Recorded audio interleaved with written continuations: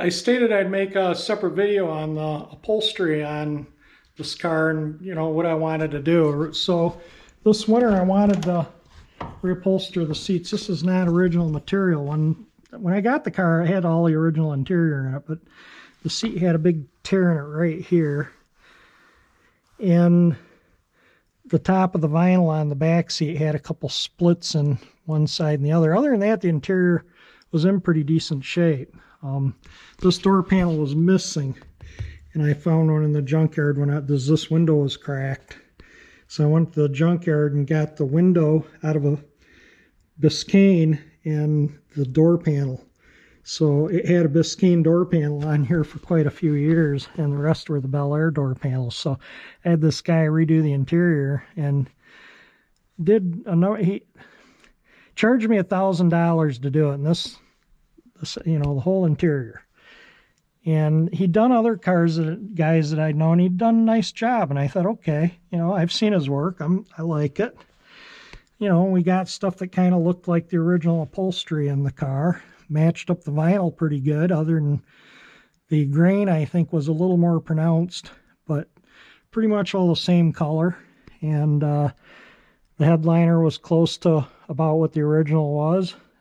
Looks blue in here because of the tinted windows, but the back seat, originally they had this, you need to go on Google it, 59 Bel Air interior, that's an original one, had like this big V thing in the, and Ryan, if you're watching this, show that in the video maybe, of the different seat patterns. If you have a Biscayne Bel Air and an Impala seat, show them the difference. It's kind of neat, the difference in them. And then it had like depending on the color of the interior, it had a kind of a weave, it was a nice weave, and it had this like chrome thread in it that was either chrome or bronze or, red or black kind of chrome, depending on the color of your interior.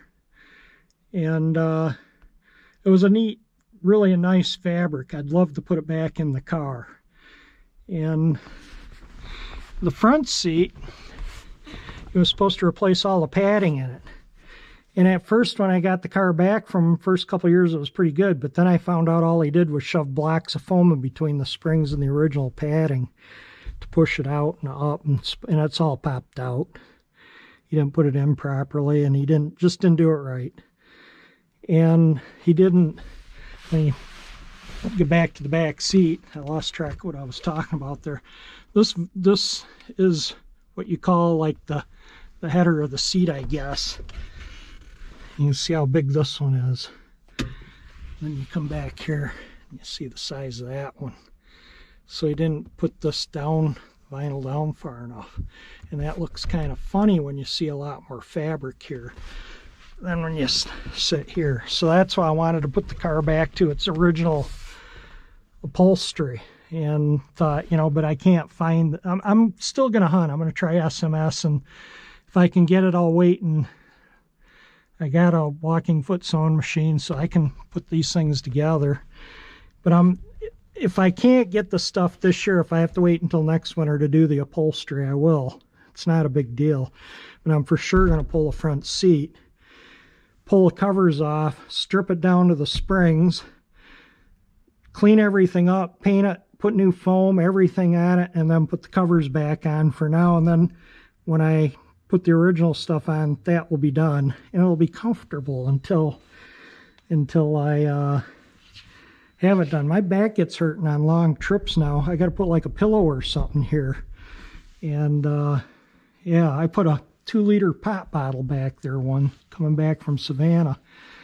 It was like, gave me lumbar support. But yeah, and I'll talk about that too in the video too. Yes, it's driving up from Savannah, Georgia back to, I was going to put this in the garage in Romeo for storage. And for how long, I didn't know. But I drove it up from Savannah, and I left in the morning, and it was probably 100 when I left in Fahrenheit. And I got into the Charlotte area, and it was 105.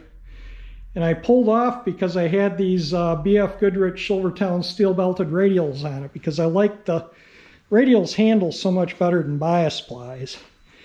Well, the belt shifted on that rear tire right there. So I was planning on driving straight through from Savannah to Romeo. It's 1,000 miles from my driveway there to the driveway in Romeo. And I was doing the drive straight through. So anyway, I had to change the tire. And then I got back, and it's 105, maybe 104 or 5 degrees. Went to restart the engine, and it fired right up. As soon as I started to go, the engine quit. And I was like, oh, great. So I cranked it, nothing. So I opened up the hood and popped the air cleaner off and looked down the carburetor throat and hit the throttle, nothing. So I had tools with me. I always take tools when I travel.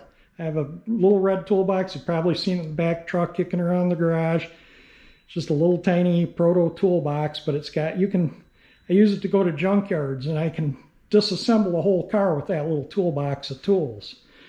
And, but anyway, I had that, and I had a water pump, a generator, power steering generator, because you're not going to walk into an auto parts store in the middle of nowhere and buy a power steering generator for a 59 Chevy, nor are you going to be able to buy a 348 water pump from them.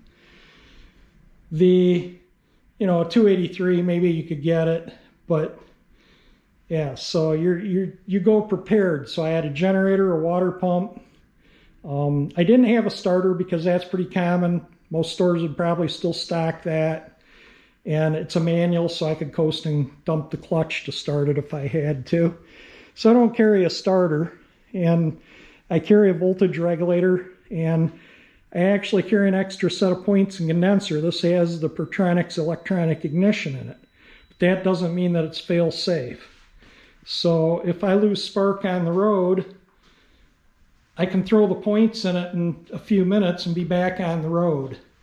And so, and that's what I usually carry in the cooler. You've seen me have a cooler in the trunk of the car. And I'm just going to yap in this video, so I'm just going to talk about things here. That's where I keep the extra goodies, is in that cooler. And then the toolbox I only put in when I go on long road trips. I just don't want the weight in the trunk. But the goodies are always there. I can always call somebody to come bring me some tools, and there are some basic ones in there. I could probably change the fuel pump and the generator, and probably even the water pump. These cars are pretty darn simple and on the side of the road. But anyway, getting back to Charlotte, South Carolina there. So again, it was 102, and I had a dead engine with no fuel pressure. So I had to change that right there. And what's nice on these engines is there's a bolt in the front of the engine here that you can take out, and you can put a longer one in and just put it in finger tight, or a little bit more than finger tight. And that holds that push rod that runs the fuel pump from dropping down. Unbolt your pump, undo your fuel lines first, undo your pump, pop it out, clean your gasket surface, new gasket, pump, fuel lines. This takes a double flare nut. You need a double flare wrench for it, or you'll round it off. That's just on a hose barb. And I always had that yellow Teflon tape, so I could put it on the hose barb when I'd change it, the fuel pump.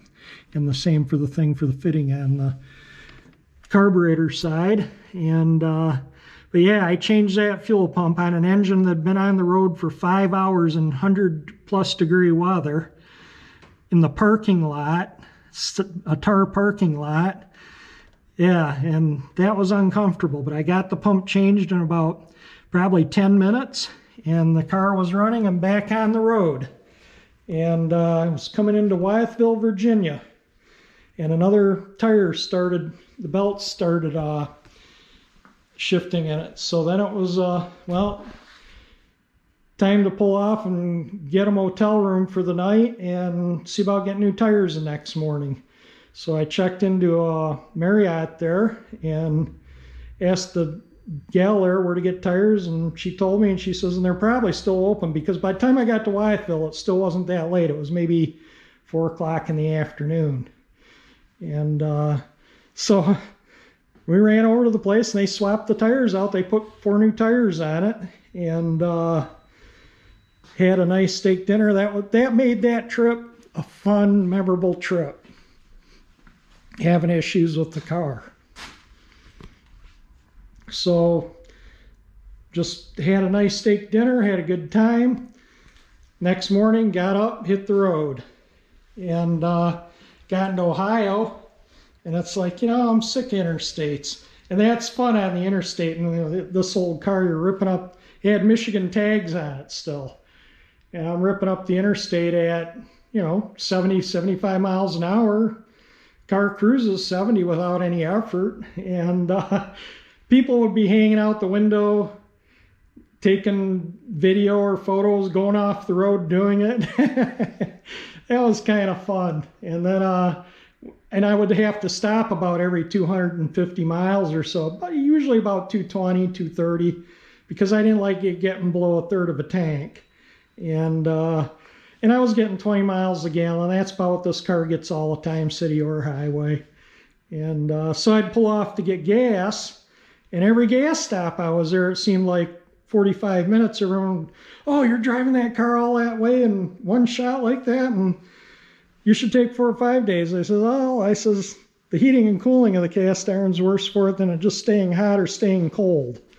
And so anyway, it was a fun trip. The next day, like I say, got on the 2-lane blacktops in Ohio and just cruised through the Ohio. It was really beautiful. And then back up to my dad's and parked it in his garage and then flew back to Savannah. So yeah, I needed to get because I was selling the house in Savannah and I needed to get the Chevy out of there and get it back to Michigan before winter set in. This was in August.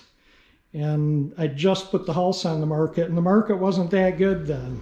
And so it took a while to sell, and I stayed there until the house sold, which was in Halloween. October 30th was the day I closed on it and selling it. And so then I moved back here and then closed on this house on, I don't know, I think 9th of November. It was supposed to be the following week, and we had a major snowstorm. So yeah, that would have been miserable moving in all that snow. But anyway, that was the trip from Savannah back to Michigan. I've taken this car. Somebody asked me about the road trips I've done with this car.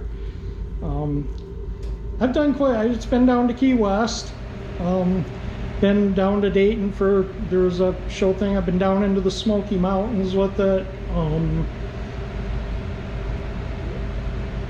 That's probably the greatest, up to Copper Harbor and the Keweenaw Peninsula, Upper Peninsula, Michigan.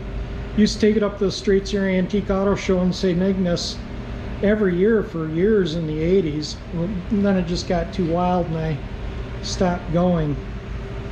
So that, people asked where I've driven it. So, and it was my everyday car when I was in high school. And when I started trade school, I went to Motec, and my brother had a Vega, and he worked at a Chrysler dealer, and he got a Dart or a Valiant or something, and so I bought the Vega from him, and that's when I stopped driving this car. But I kept this car. Yeah, it's sit at my folks' house. I lived in Northville at the time, and this thing would sit at my folks' house, and I'd go over there and you get in it, turn the key, light right up and go. So yeah, here it is all these years later.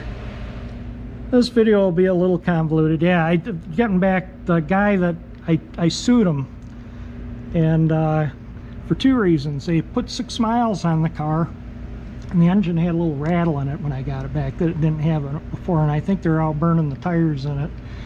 And that's, I don't run this car hard, and I don't expect someone else to. So anyway, I sued him for the cost of overhauling the engine at the time. I had estimates, and the cost of the upholstery, because I paid him and picked the car up and I paid him. Then I just filed in small claims court because he didn't do what he was supposed to do, and they screwed the engine up. The engine has had that rattle in it since, and I've I've put 100,000 miles on it since. It's still going, but that's one of the reasons why I want to rebuild it. It has just a tiny little, I've examined every square inch of it that I can shy of dropping the sump. And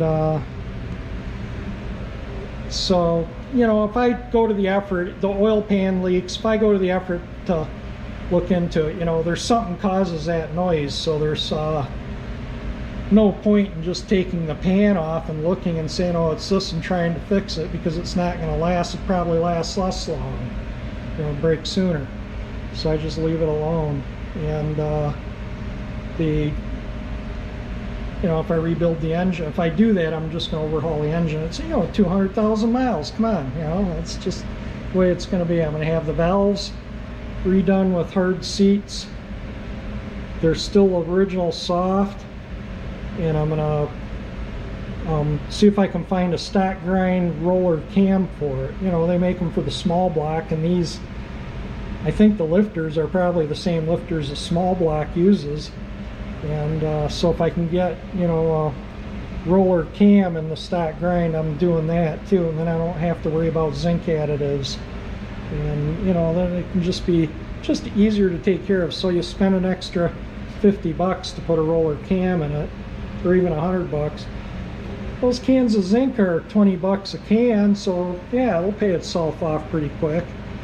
So, you know, I'm just, like I say, I'm just rambling on in this video.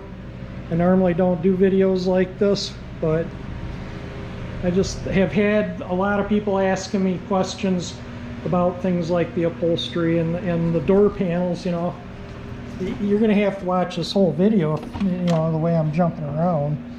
So, you know, sorry if you skip through them and you miss parts, but yeah, the original door panel, if you look at the one, and I'll put it in when Martin came up with his 59, I videoed his door panel. I'll put a clip of it right here in this video so you can see what they looked like originally. And I tried to somewhat mimic it, and I had these stainless steel trims that I found on a car in the salvage yard, an old Cadillac I think it was, or something, and that's the way I wanted these done, with that trim. Well, he said I never gave him the trim, and I did. I clearly did. And through the grapevine, I found out he used them on, sold them to someone else and used them on their project, and then he told me that he lost them. So that was also included in that money when I sued him in small claims for between the engine and the upholstery, was also to cover, because I had photos of them. Thank God. My dad was like this avid photographer of everything, and he just thought it would look really cool and take some slides, or, you know, I think there probably are slides from that era. Took some photos of them, me holding them up to the original panel. I think it was this side, because the other side was a Biscayne panel. And I was trying to mimic, and those things like mimicked it pretty well.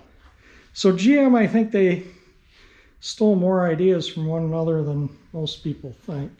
Well, I know this video is going to be long now, and I'm just going to put it up. If you skip through it, so be it. If you enjoy it, great. I don't care if it gets any views at all, but I'm just responding to those people that have asked me these questions. I get a lot of questions about that kind of stuff, so I hope it helps answer them. If it doesn't, you know, you can always leave in the comment, and maybe I can try and do a video now and then of kind of talking about different things with the car over the years. I've owned it 44 years now. Isn't that crazy? Just hard to believe. Going on 45 years. Yeah, that's just nuts. Who would have thought? Anyway, if you like the video, definitely hit the like button. If you like my channel, at 348 engine icon that pops up there will subscribe you. And thank you for watching my video.